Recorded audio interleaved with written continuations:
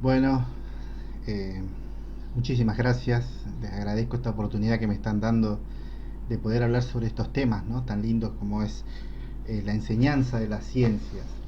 Así que bueno, les agradezco mucho y les comento que este está basado en un bosquejo escrito por María Jesús Martín Díaz, ¿no? Que habla sobre la enseñanza de las ciencias para qué. Así que les agradezco nuevamente esta invitación y vamos a hacerlo lo más didácticamente posible al discurso, ¿no? Sin duda, la educación ha tenido una gran evolución a lo largo de los últimos siglos. Se ha entendido que la educación también es una ciencia, ¿sí? Educar es una ciencia, ¿sí? ¿Por qué es una ciencia? Porque va teniendo a través del tiempo progreso, se va construyendo, ¿sí? Por eso lo que antes era limitado a ciertos sectores o algunas personas, hoy es más abierto. Y gracias a plataformas como YouTube, Facebook, Twitter y otras, se ha hecho de que millones de personas tengan acceso a la información que de otra forma hubiese sido poco probable o hasta me animo a decir imposible de recibir. Por eso, ¿qué significa educar científicamente a la población? Bueno, ha habido varios puntos que a lo largo de la historia se han tocado, como es el de la alfabetización científica y la educación para la ciudadanía. ¿Sí? Son dos cosas que están entrelazadas. ¿Qué es la alfabetización científica?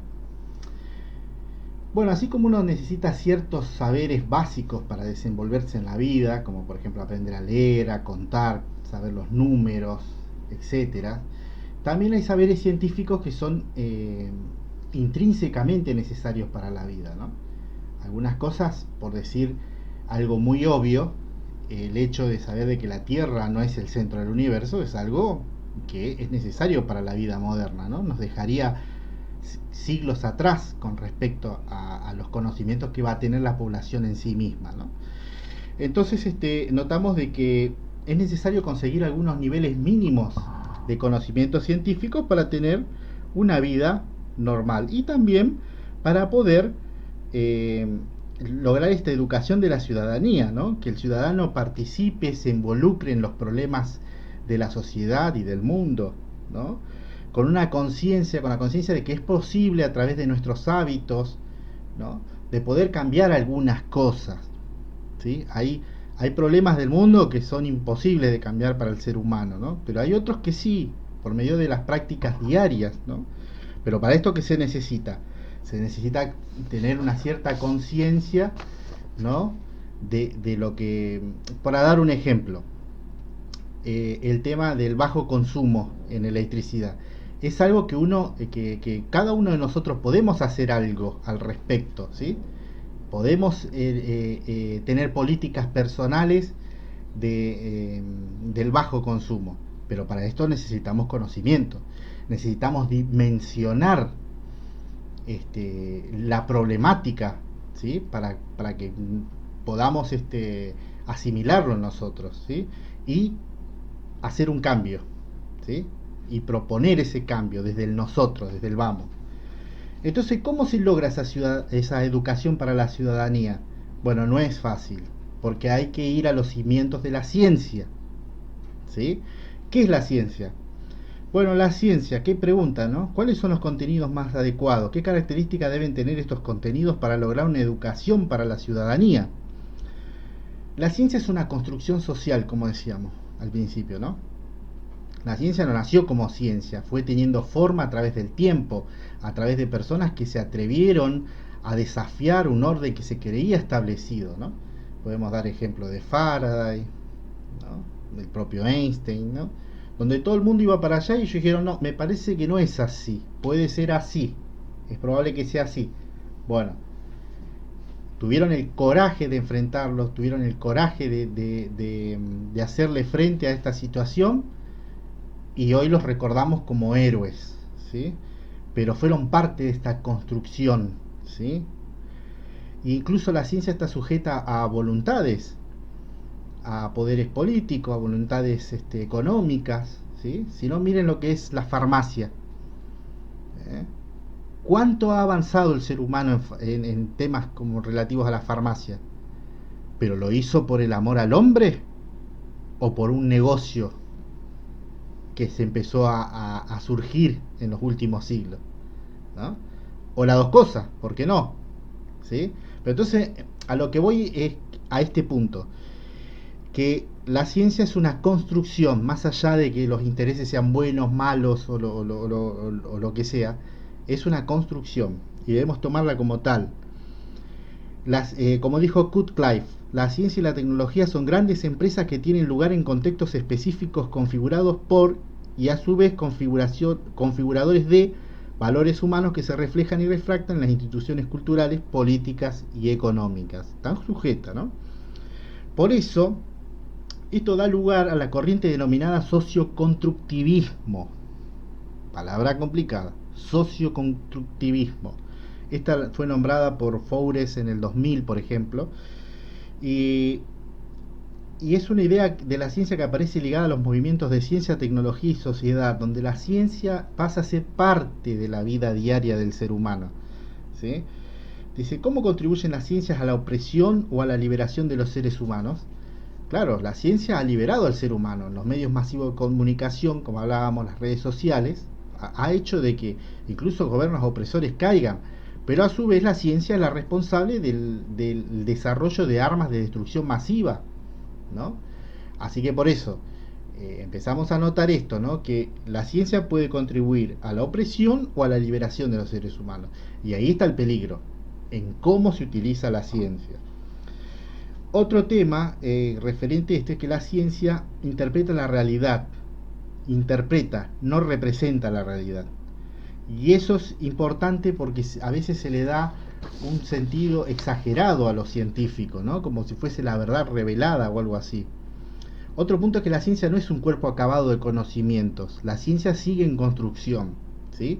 Y a veces pega vuelcos, ¿no? De algo que se creía y que pasa a ser completamente diferente. El valor de la observación no es absoluto sino relativo y depende de la teoría que dirige al observador, ¿no? Y ahí quiero hacer un punto, porque ahí tenemos que criticar al método científico, ¿sí? Porque el método científico ha sido eficaz en la elaboración de muchos postulados, pero tampoco es la verdad absoluta, ¿no? Porque hay cosas que tienen que ver con la teoría o incluso con la ciencia ficción que no se pueden comprobar por el método científico. Pero más adelante en la historia, con una tecnología más acabada, termina dando la razón a esa ciencia ficción, como lo hemos visto en muchas películas. ¿Sí? Cuando uno veía las películas de los hologramas, uno decía, nah, eso es imposible, eso no existe, ni va a existir. ¿Por qué? Porque no, ¿cómo se hace? ¿Cómo se lograría? No había una explicación científica, y no obstante, hoy es una realidad. ¿Sí? Así que es importante tener presente la concepción que se tiene sobre la ciencia, ¿no? De tal modo que la palabra científico no sea sinónimo de incuestionable, de que nosotros mismos nos animemos a cuestionar a la ciencia, pero esto lo vamos a lograr si tenemos las armas para ser pensantes y poder cuestionar, ¿no? Cuestionar ideas arraigadas. Con todo lo expresado anteriormente, la intención de poner en entredicho los mitos de la neutralidad y la objetividad de la ciencia, ampliamente aceptados, pero sin olvidar la importancia que tienen el rigor y la especificidad en el desarrollo de los conocimientos científicos, que dotan a la ciencia de valores de los que no gozan los saberes, como la mitología, etcétera, ¿no? Por eso, volviendo a la segunda pregunta sobre cuáles son los contenidos más adecuados, bueno, Hodgson señaló que los alumnos deben poder hacer por lo menos tres cosas: aprender ciencia, ser capaces de buscar información relevante, analizar y evaluar de la misma forma, y en base a esas tres cosas tomar decisiones respecto a la acción apropiada, ¿no? De manera reflexiva. Así que sería deseable lograr un ciudadano que con los conocimientos necesarios fuese capaz de comprender y actuar en la sociedad, ¿sí? buscando, seleccionando y criticando la información que ésta le ofrece para transformar esta sociedad y llevarla hacia un auténtico progreso social para toda la humanidad. Por eso, para que estos conceptos se afiancen en nuestros estudiantes,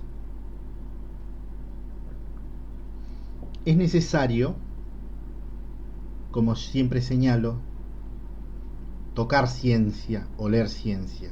¿Qué quiere decir esto?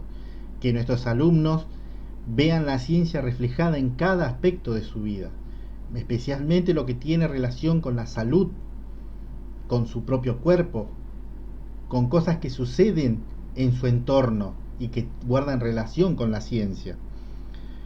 Por eso es preciso buscar una relación con la vida cotidiana y mostrarle la funcionalidad del aprendizaje, aspecto que muchos autores consideran necesarios para lograr esta ansiada alfabetización científica.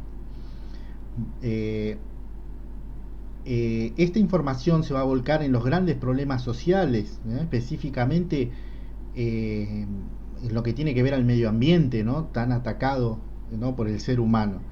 Y otras cosas que pueden ser mucho más de la vida cotidiana. Por ejemplo, ¿es bueno no tomar alimentos transgénicos? ¿Tenemos derecho a estar informados sobre si este o aquel alimento contiene alimentos transgénicos? ¿Tienen que existir cauces legales para expresar nuestra opinión sobre nosotros mismos? ¿No? ¿Por qué gastar el dinero en los impuestos en unos u otros temas de investigación? En resumen, la enseñanza de las ciencias en el momento actual es conseguir una alfabetización científica y una educación para la ciudadanía, ciudadanos competentes, ciudadanos críticos, más responsables y más comprometidos con el mundo, con su mundo y con todo nuestro planeta, ¿no? Y lo que eso tiene, y eso guarda relación con el ecosistema en el cual vivimos, ¿no? Si se logran estos objetivos, habremos conseguido una enseñanza de las ciencias de mayor calidad y equidad para todos. Por eso está bueno terminar hablando sobre las implicaciones sociales, ¿no?, y realizado en función de los parámetros políticos, sociales y económicos para nuestras aulas, que sea esta ciencia la que se enseñe, ¿no? Y por lo tanto no se olvide que las administraciones educativas, incluso nuestros propios compañeros de profesión, como suele ocurrir en muchas ocasiones, que la ciencia es parte integrante de la cultura de una sociedad. O sea, ¿qué queremos decir con esto? De que los gobiernos también interpreten la educación científica como un trampolín para nuevos ciudadanos con más capacidad de crítica, con más capacidad de tomar buenas decisiones en su vida, o al menos decisiones responsables.